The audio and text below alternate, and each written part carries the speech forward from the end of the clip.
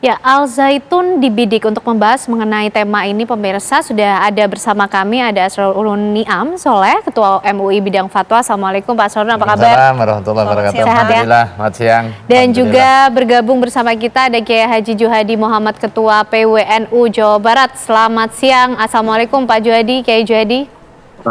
Waalaikumsalam warahmatullahi wabarakatuh. Oke, Ya, baik. Assalamualaikum Kiai Asrorun Niam. Alhamdulillah, sehat-sehat. Jadi Oke, Ya. saya mau ke Pak Juhadi terlebih dulu. Pak Juhadi, kemarin apakah ikut juga dalam pertemuan yang sudah digelar beberapa hari lalu? Apa kemudian yang menjadi hasil dari pertemuan tersebut? Ya, jadi sebenarnya kami dari PWNU Jawa Barat dengan melihat beberapa statement yang kontroversial dari Panji Gumilang itu, akhirnya PWNU Jawa Barat, lembaga Bahsul Masailnya mengadakan Bahsul Masail, ya, untuk seperti apa sih referensinya, apa yang kontroversi yang dilakukan oleh Panji Gumilang menurut dari referensi kitab-kitab turos yang ada di NU. Akhirnya pada tanggal 15 hari Kamis tanggal 15 Juni PWNU Jawa Barat melalui lembaga Bahsul Masailnya mengadakan Bahsul Masail. Dan dari Bahsul Masail itu ada beberapa keputusan sekaligus mengeluarkan rekomendasi. Seperti itu, Mbak. Oke, apa kemudian hasil dan juga putusan serta rekomendasi dari hasil pembahasan di PWNU Jawa Barat? Dari hasil pembahasan di PWNU Jawa Barat, Bahsul Masail PWNU Jawa Barat, hasilnya bahwa apa yang diajarkan oleh Pondok Pesantren Az-Zaitun oleh Panji Gumilang itu adalah banyak penyimpangan. Seperti itu. Oke, dan rekomendasinya seperti apa, Pak? Rekomendasinya adalah pemerintah agar segera menindak tegas kepada tentunya pengasuh Pondok Pesantren Az-Zaitun yang telah banyak melakukan kontroversi yang itu menurut ajaran syariat Islam Ahlussunnah wal Jamaah ada merupakan penyimpangan yang sangat luar biasa. Oke. Yang kedua, agar masyarakat memproteksi dan stakeholder yang ada memproteksi masyarakatnya atau anaknya agar berhati-hati untuk menitipkan anaknya di pondok pesantren tersebut. Kemudian yang ketiga, rekomendasinya adalah masyarakat tetap tenang, persoalan ini kita serahkan semuanya kepada pemerintah atau kepada negara. Karena bagaimanapun kalau negara tidak hadir, menurut saya ini akan terjadi gejolak yang sangat luar biasa. Oleh karena itu, kami dari PWNU Jawa Barat, dari hasil kajian ilmiah Bahsul Masail itu, pemerintah agar segera hadir untuk mengusut tuntas terhadap apa yang terjadi di Pondok Pesantren Az-Zaitun. Pak Gitu, Mbak. Ya, Pak Juhadi tadi Anda menyatakan bahwa Ponpes Al-Zaitun ini ada penyimpangan. Apa yang kemudian membuat PWNU Jawa Barat bisa berkata demikian? Apakah ada datanya dan apakah dari PWNU Jawa Barat ini sudah sempat masuk dan juga melihat situasi di Ponpes Al-Zaitun?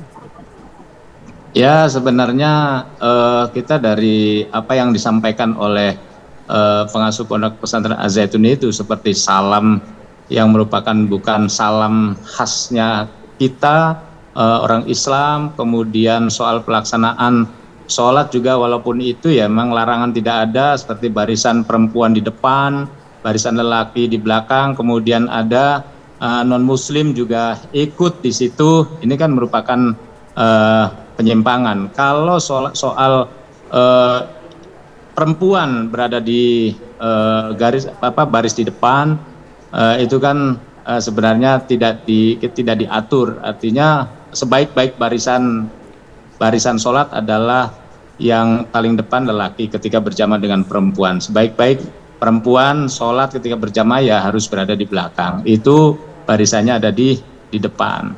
Artinya menurut hasil dari Bahsul Masail itu adalah tasri umma lam yusro, mensyariatkan sesuatu yang tidak disyariatkan. Termasuk tadi penyimpangan dan banyak sebenarnya penyimpangan yang itu langsung diucapkan oleh pengasuh Pondok Pesantren Az-Zaitun tersebut. Oke, itu temuannya dari PWNU. Kalau dari MUI seperti apa Pak Asrorun, sejauh ini sudahkah mengambil sikap terhadap apa yang terjadi di Ponpes Al Zaitun? Ya, terima kasih. Majelis Ulama Indonesia melakukan proses pengkajian secara mendalam karena masalah yang terjadi di Al Zaitun ini sifatnya empirik ya.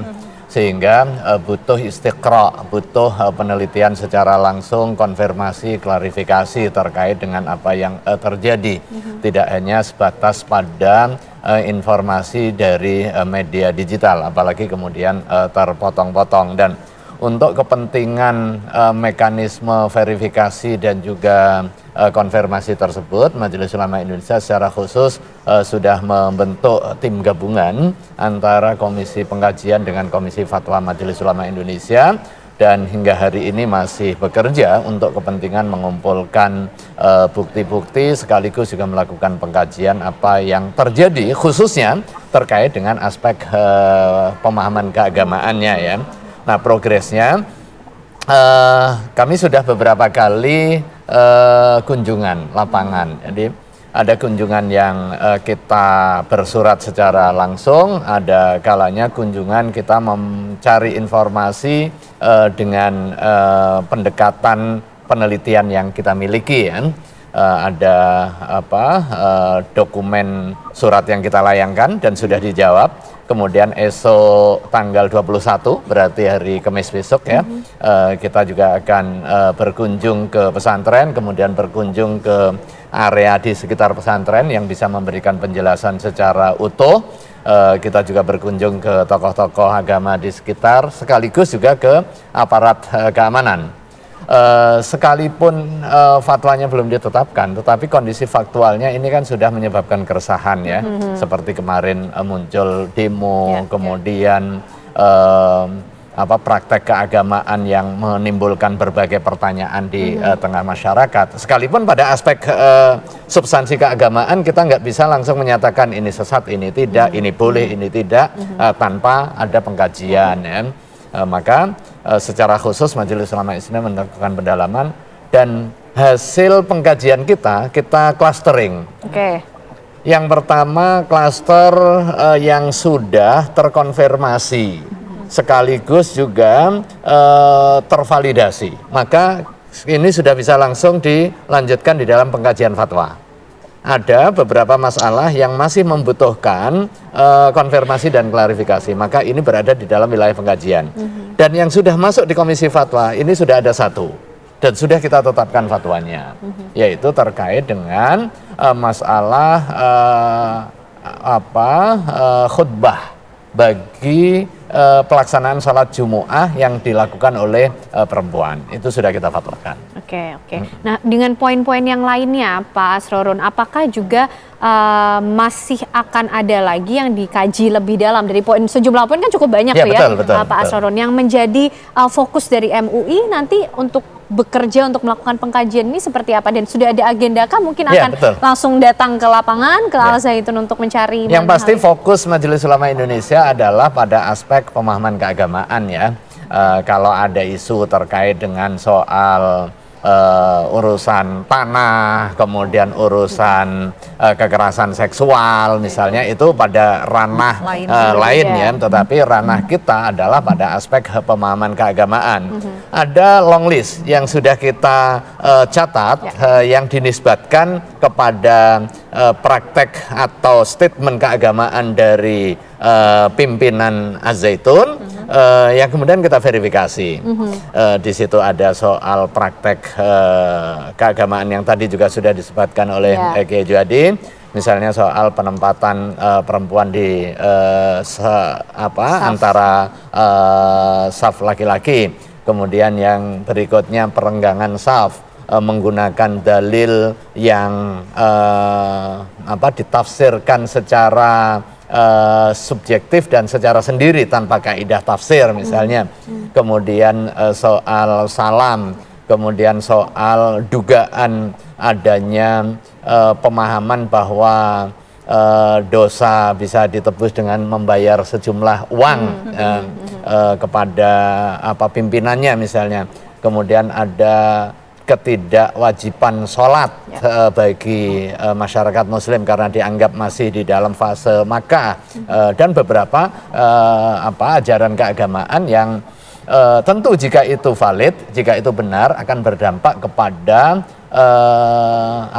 keislaman, berdampak kepada keislaman. Apalagi ini dipraktekkan di dalam lembaga pendidikan yang di dalamnya dididik ada ribuan santri yang jika benar itu terjadi maka akan ada proses pendidikan yang menyimpang dari pokok-pokok ajaran agama. Dan tentu MUI memiliki tanggung jawab moral keagamaan untuk mengingatkan sekaligus juga meluruskan itu.